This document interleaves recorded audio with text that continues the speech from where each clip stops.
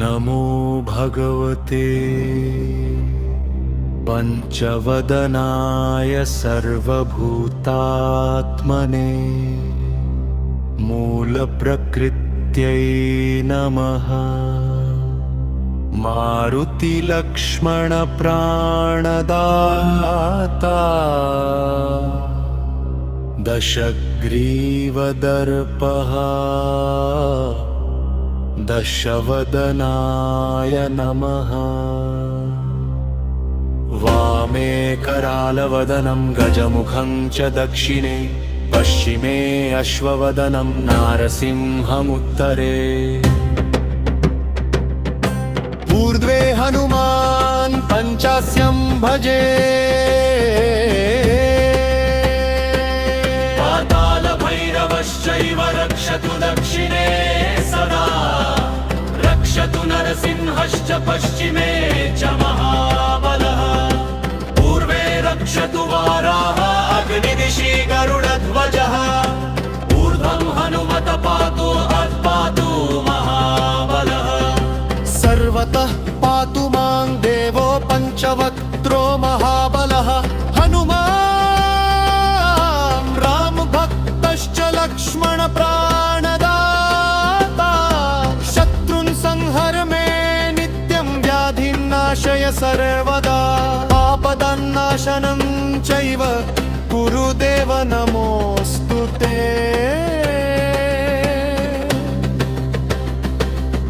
इदं कवचं पाठिन्नित्यं सर्वपापप्रणाशनं सर्वरोगहनं चैव सर्वशत्रुविनाशनं। यः पठेत् भक्तिभावेन त्रिकालं नियतः शुचिः स याति परमं स्थानं हनुमत प्रसादतः।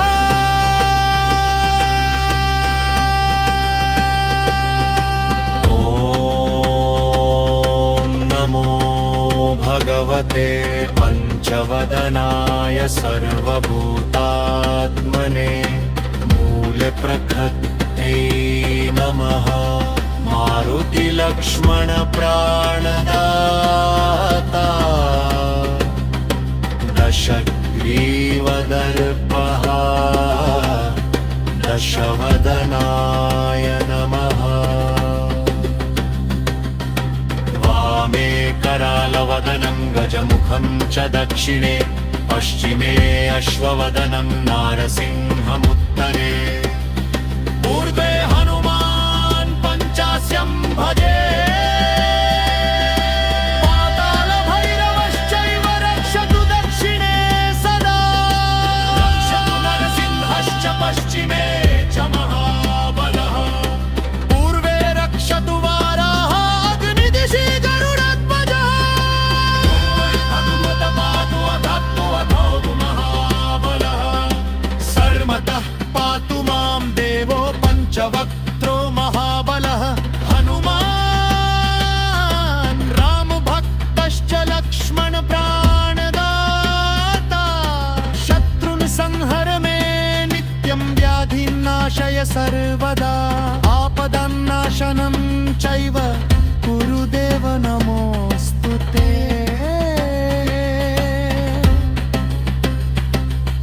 इदं कवचं पाठिन्नित्यं सर्वपापप्रणाशनं सर्वरोगहरं चैव सर्वशत्रुविनाशनं।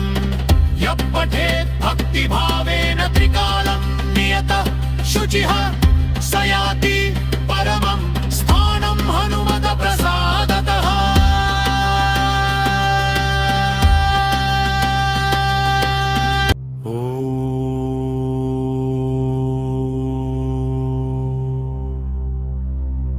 नमो भगवते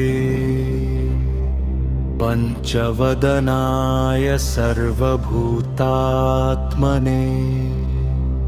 मूलप्रकृत्यै नमः। मारुतिलक्ष्मणप्राणदाता दशग्रीवदर्पः दशवदनाय नमः। वामे करालवदनं गजमुखं च दक्षिणे पश्चिमे अश्ववदनं नारसिंहमुत्तरे। ऊर्ध्वे हनुमान् पञ्चास्यं भजे। पातालभैरवश्चैव रक्षतु दक्षिणे सदा। रक्षतु नरसिंहश्च पश्चिमे च महाबलः। पूर्वे रक्षतु वाराः अग्निदिशि गरुडध्वजः। ऊर्ध्वं हनुमत पातु पातु महाबलः। सर्वतः पातु मां देवो पञ्चवक्त्रो महाबलः। हनुमान् रामभक्तश्च लक्ष्मणप्राणदाता। शत्रुन् संहर मे नित्यं व्याधिन्नाशय सर्वदा। आपदन्नाशनं चैव कुरु देव नमोऽस्तु ते।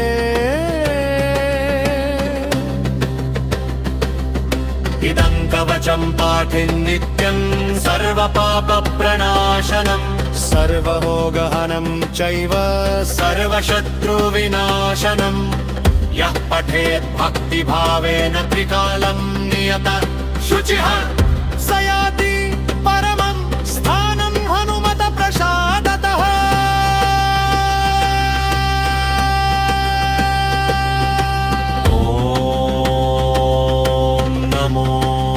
भगवते पञ्चवदनाय सर्वभूतात्मने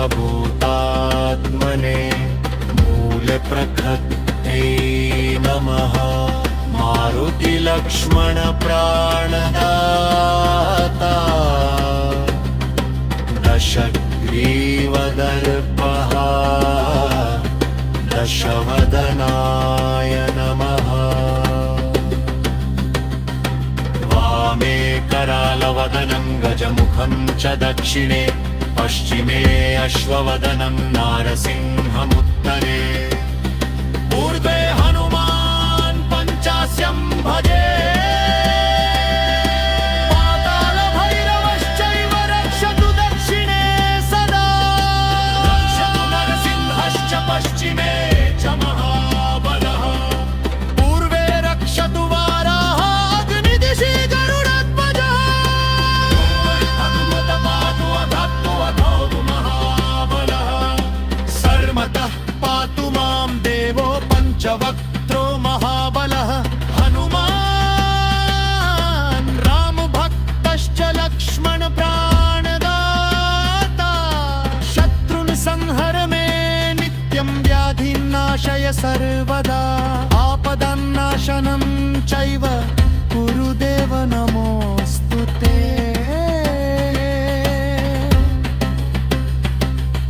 इदं कवचं पाठिन् नित्यं सर्वपापप्रणाशनं। सर्वरोगहरं चैव सर्वशत्रुविनाशनं। यः पठेत् भक्तिभावेन त्रिकालं नियतः शुचिः स याति परमं स्थानं हनुमत प्रसादतः।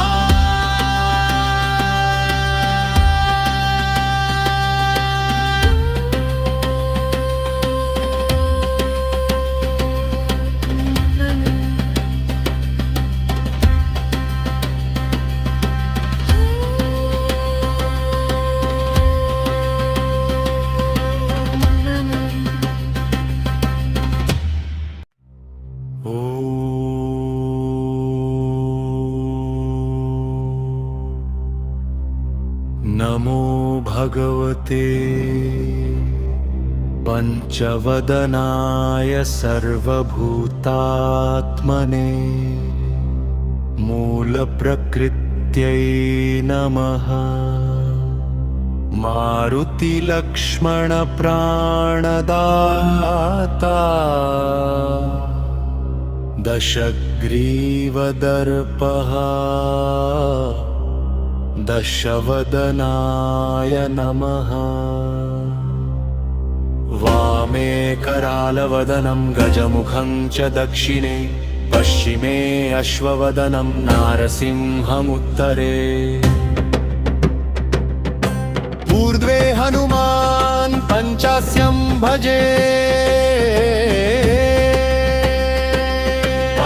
पातालभैरवश्चैव रक्षतु दक्षिणे सदा रक्षतु नरसिंहश्च पश्चिमे च महाबलः पूर्वे रक्षतु वाराः अग्निदिशि गरुडध्वजः ऊर्ध्वं हनुमत पातु पातु महाबलः सर्वतः पातु मां देवो पञ्चवक्त्रो महाबलः हनुमान् रामभक्तश्च लक्ष्मणप्राणदाता शत्रुन् संहर मे नित्यं व्याधिन्नाशय सर्वदा आपदन्नाशनं चैव गुरुदेव नमोऽस्तु ते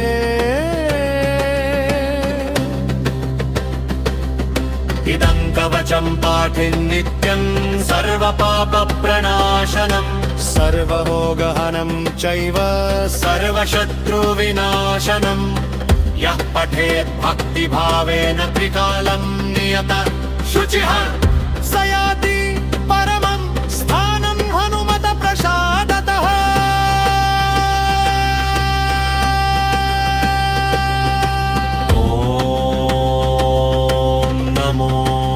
भगवते पञ्चवदनाय सर्वभूतात्मने मूलप्रकृत्यै नमः मारुतिलक्ष्मणप्राणदाता दशग्रीवदर्पः दशवदनाय नमः वामे करालवदनं गजमुखं च दक्षिणे पश्चिमे अश्ववदनं नारसिंहमुत्तरे ऊर्ध्वे हनुमान् पञ्चास्यं भजे पातालभैरवश्चैव रक्षतु दक्षिणे सदा रक्षतु नरसिंहश्च पश्चिमे च महाबलः पूर्वे रक्षतु वाराः अग्निदिशि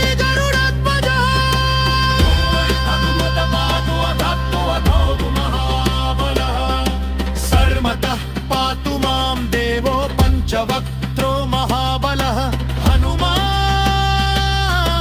रामभक्तश्च लक्ष्मणप्राणदाता शत्रुन् संहर मे नित्यं व्याधिन्नाशय सर्वदा आपदन्नाशनं चैव गुरुदेव नमोऽस्तु ते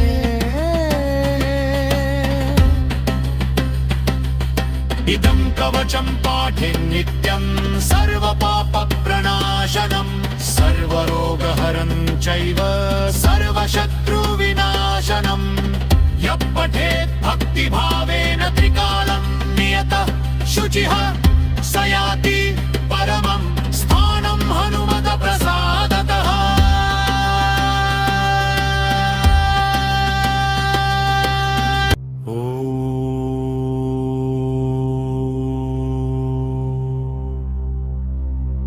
नमो भगवते पञ्चवदनाय सर्वभूतात्मने मूलप्रकृत्यै नमः मारुतिलक्ष्मणप्राणदाता दशग्रीवदर्पः दशवदनाय नमः वामे करालवदनं गजमुखं च दक्षिणे पश्चिमे अश्ववदनं नारसिंहमुत्तरे ऊर्ध्वे हनुमान् पञ्चास्यं भजे पातालभैरवश्चैव रक्षतु दक्षिणे सदा रक्षतु नरसिंहश्च पश्चिमे च महाबलः पूर्वे रक्षतु वाराः अग्निदिशि गरुडध्वजः ऊर्ध्वं हनुमत पातु पातु महाबलः सर्वतः पातु मां देवो पञ्चवक्त्रो महाबलः हनुमान्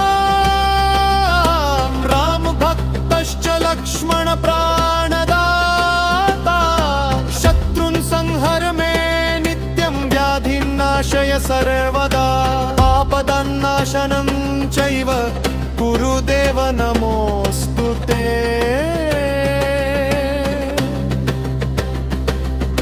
इदं कवचं पाठिन्नित्यं सर्वपापप्रणाशनं सर्वभोगहनं चैव सर्वशत्रुविनाशनं यः पठेत् भक्तिभावेन त्रिकालं नियतः शुचिः स याति परमं स्थानं हनुमत प्रसादतः।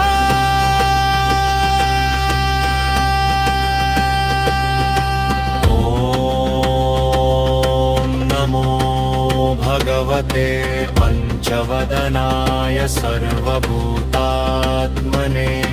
मूलप्रकृत्यै नमः। मारुतिलक्ष्मण प्राणदाता दशग्रीवदर्पः दशवदनाय नमः। वामे करालवदनं गजमुखं च दक्षिणे पश्चिमे अश्ववदनं नारसिंहमुत्तरे ऊर्ध्वे हनुमान् पञ्चास्यं भजे। पातालभैरवश्चैव रक्षतु दक्षिणे सदा रक्षतु नरसिंहश्च पश्चिमे च महाबलः पूर्वे रक्षतु वाराः अग्निदिशि गरुडध्वजः। हनुमत पातु अधत्तु अधोतु महाबलः सर्वतः पातु मां देवो पञ्चवक्त्रो महाबलः हनुमान् रामभक्तश्च लक्ष्मण प्राणदाता शत्रुन् संहर मे नित्यं व्याधिनाशय सर्वदा आपदन्नाशनं चैव गुरुदेव नमोऽस्तु ते।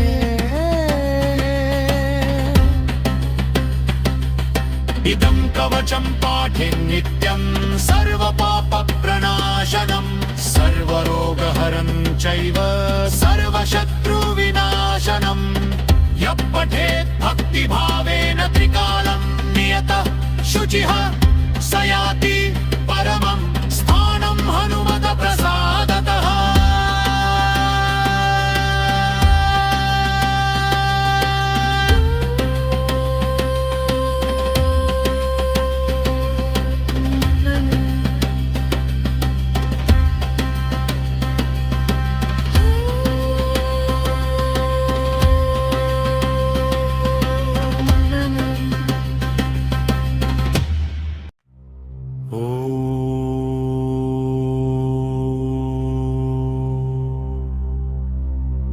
नमो भगवते पञ्चवदनाय सर्वभूतात्मने मूलप्रकृत्यै नमः। मारुतिलक्ष्मण प्राणदाता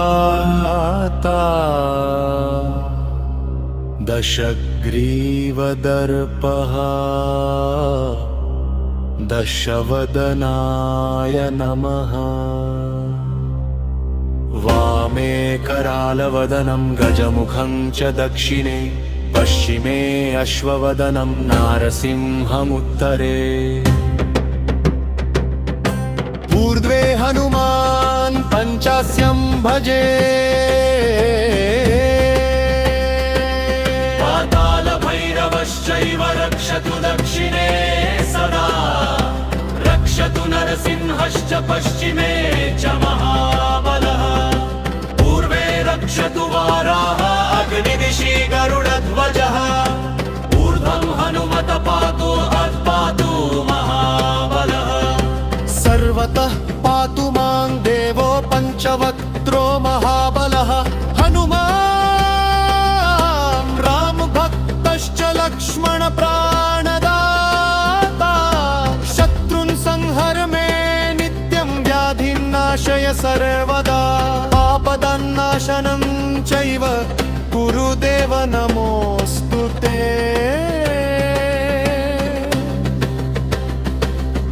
इदं कवचं कवचं पाठिन् नित्यं सर्वपापप्रणाशनम् सर्वरोगहनं चैव सर्वशत्रुविनाशनम् यः पठेत् भक्तिभावेन त्रिकालं नियतः शुचिः स याति परमं स्थानं हनुमत प्रसादतः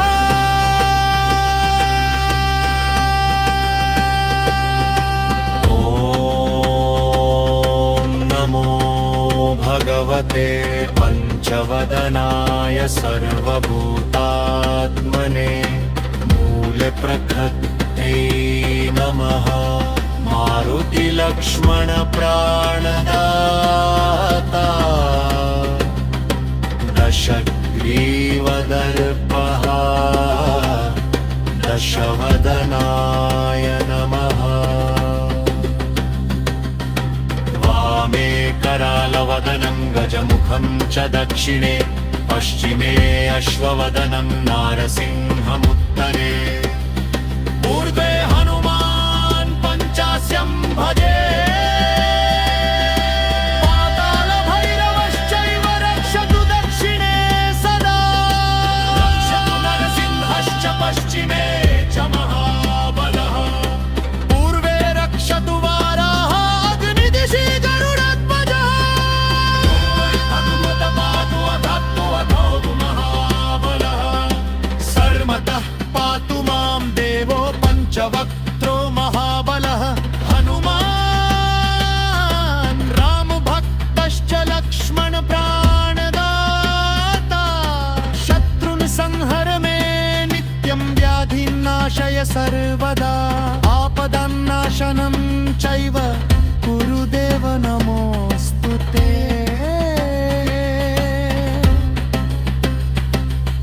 इदं कवचं पाठिन् नित्यं सर्वपापप्रणाशनं सर्वरोगहरं चैव सर्वशत्रुविनाशनम् यः पठेत् भक्तिभावेन त्रिकालं नियतः शुचिः स याति परमं स्थानं हनुमत प्रसादतः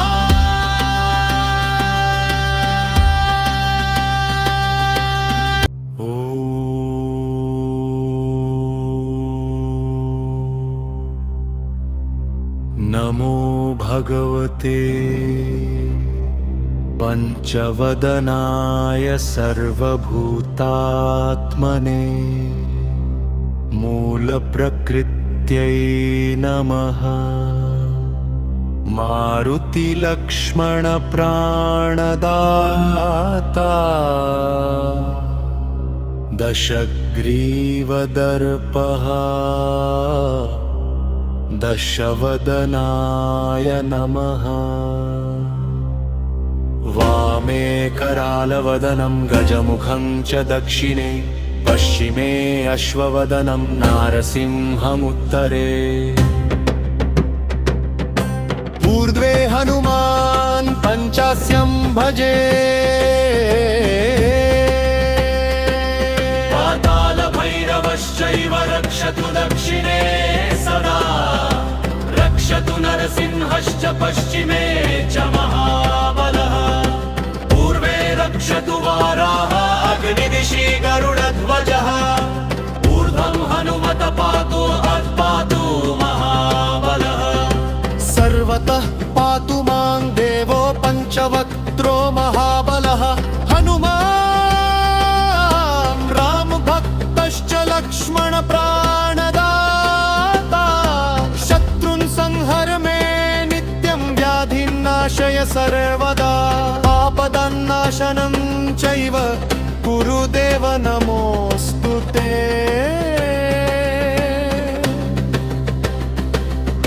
इदं कवचं पाठिन् नित्यं सर्वपापप्रणाशनम् सर्वरोगहनं चैव सर्वशत्रुविनाशनम् यः पठेत् भक्तिभावेन त्रिकालं नियतः शुचिः स याति परमं स्थानं हनुमत प्रसादतः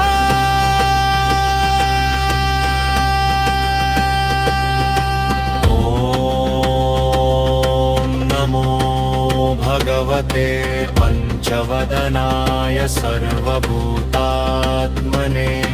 मूलप्रकृत्यै नमः मारुतिलक्ष्मणप्राणदाता दशग्रीवदर्पः दशवदनाय नमः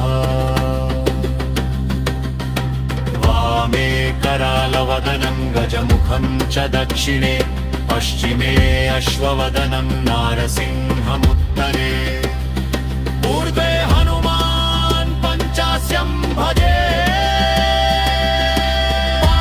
पातालभैरवश्चैव रक्षतु दक्षिणे सदा रक्षतु नरसिंहश्च पश्चिमे च महाबलः पूर्वे रक्षतु वाराः अग्निदिशि गरुडध्वजः हनुमत पातु अधत्तु महाबलः सर्वतः पातु मां देवो पञ्चवक्त्रो महाबलः हनुमान् रामभक्तश्च लक्ष्मण प्राणदाता शत्रुन् संहर मे नित्यं व्याधिनाशय सर्वदा आपदन्नाशनं चैव कुरु देव नमोऽस्तु ते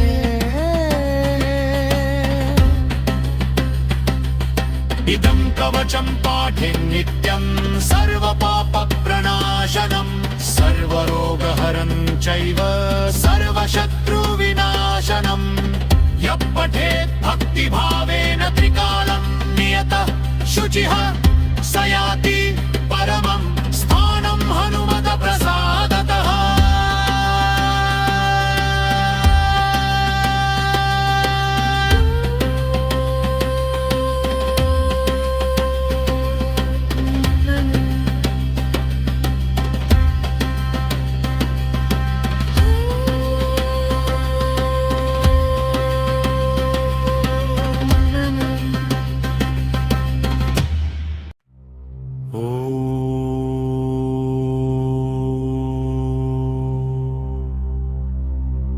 नमो भगवते पञ्चवदनाय सर्वभूतात्मने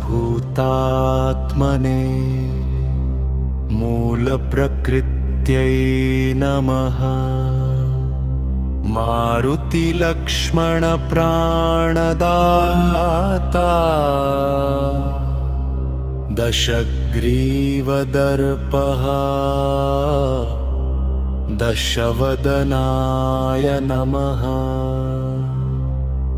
वामे करालवदनं गजमुखं च दक्षिणे पश्चिमे अश्ववदनं नारसिंहमुत्तरे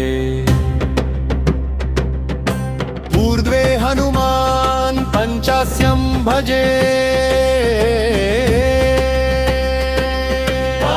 पातालभैरवश्चैव रक्षतु दक्षिणे सदा रक्षतु नरसिंहश्च पश्चिमे च महाबलः पूर्वे रक्षतु वाराः अग्निदिशि गरुडध्वजः ऊर्ध्वं हनुमत पातु अत्पातु महाबलः सर्वतः पातु मां देवो पञ्चवक्त्रो महाबलः हनुमान् रामभक्तश्च लक्ष्मण प्राणदाता शत्रुन् संहर मे नित्यं व्याधिनाशय सर्वदा आपदन्नाशनं चैव कुरु देव नमोऽस्तु ते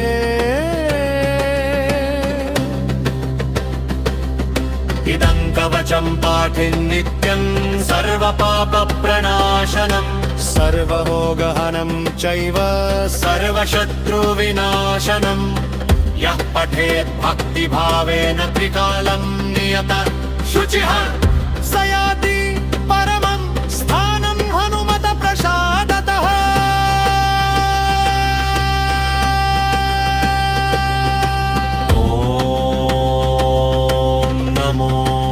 भगवते पञ्चवदनाय सर्वभूतात्मने मूलप्रकृत्यै नमः मारुतिलक्ष्मणप्राणदाता दशग्रीवदर्पः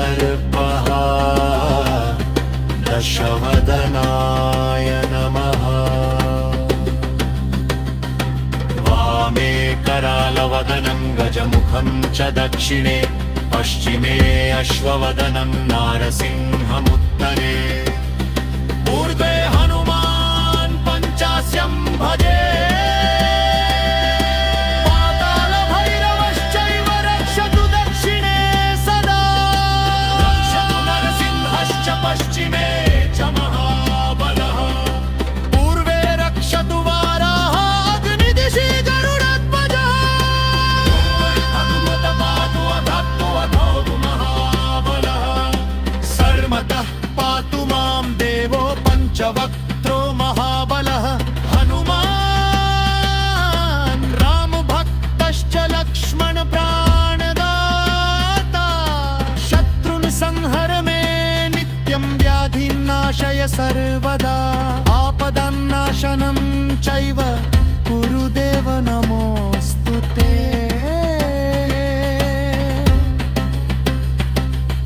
इदं कवचं पाठे नित्यं सर्वपापप्रणाशनं सर्वरोगहरं चैव सर्वशत्रुविनाशनं यः पठेत् भक्तिभावेन त्रिकालं नियतः शुचिः स याति परमं स्थानं हनुमतप्रसादतः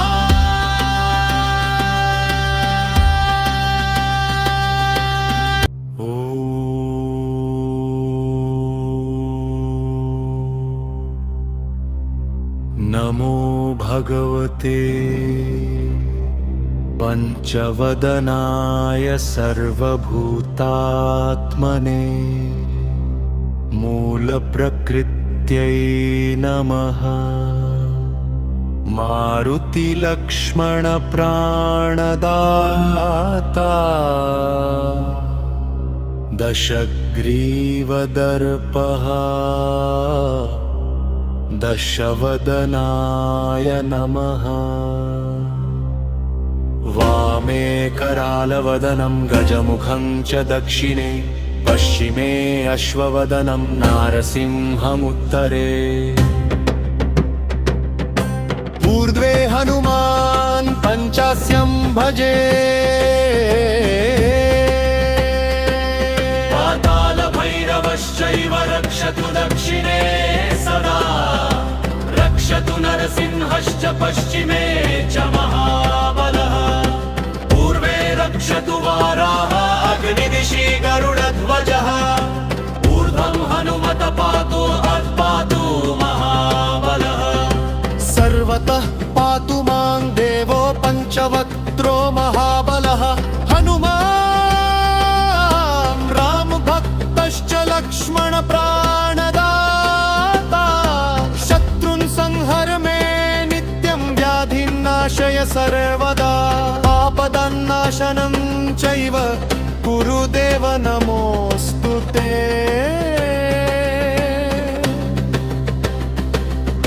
इदं कवचं पाठे नित्यं सर्वपापप्रणाशनं सर्वरोगहनं चैव सर्वशत्रुविनाशनं यः पठेत् भक्तिभावेन त्रिकालं नियतः शुचिः स याति परमं स्थानं हनुमतप्रसादतः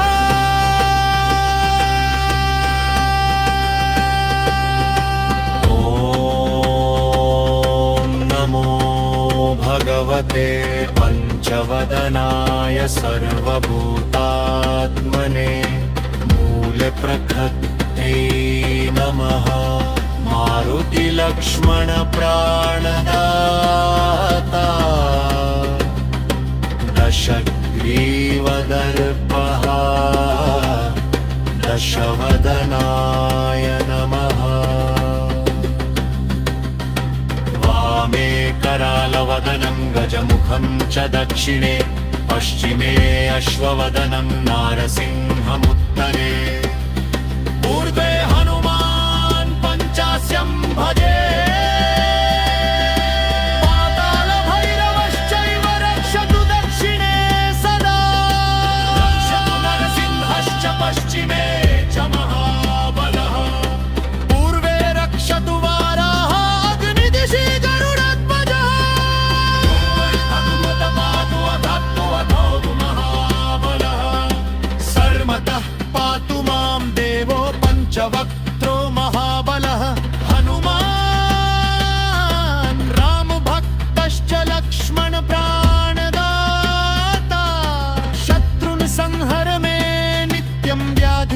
नाशय सर्वदा आपदन्नाशनं चैव गुरुदेव नमोऽस्तुते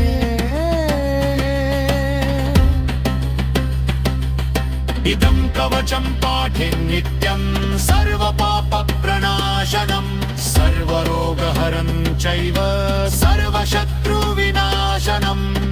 यः पठेत् भक्तिभावेन त्रिकालं नियतः शुचिः स याति